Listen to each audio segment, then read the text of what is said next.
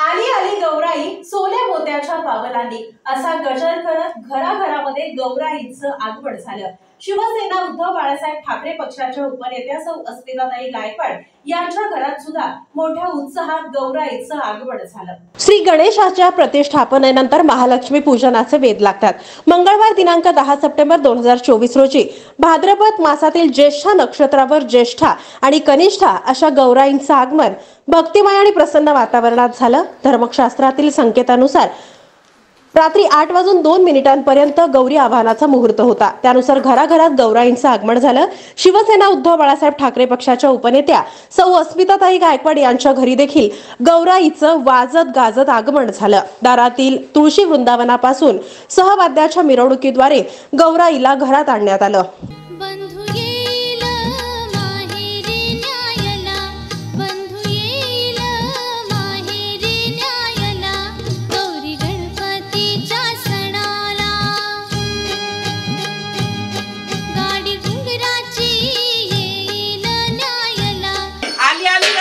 गायकवाडच्या पावलांनी आली आली लक्ष्मी, गायकवाडच्या पावलांनी आली आली लक्ष्मी, आली आली लक्ष्मी,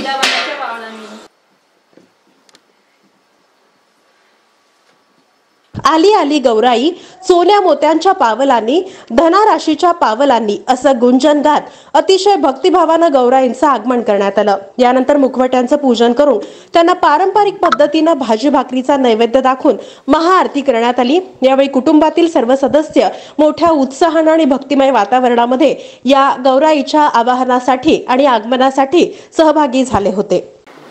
ओम महामाये श्रीपीठे सूर्यपूजिते शंखचक्र गदा हस्ते महालक्ष्मी नमस्तुते। आज घराघरामध्ये गौरींचं आगमन झालेलं आहे।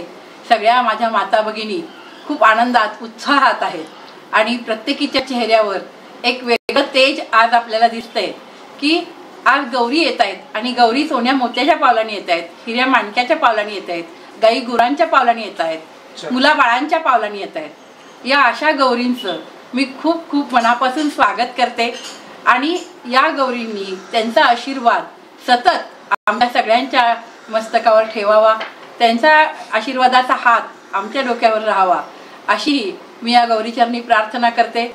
या संपूर्ण महाराष्ट्रातील जनतेचं दैन्य दुःख सगळं दूर व्हावं या गौरींच्या आगमनाने।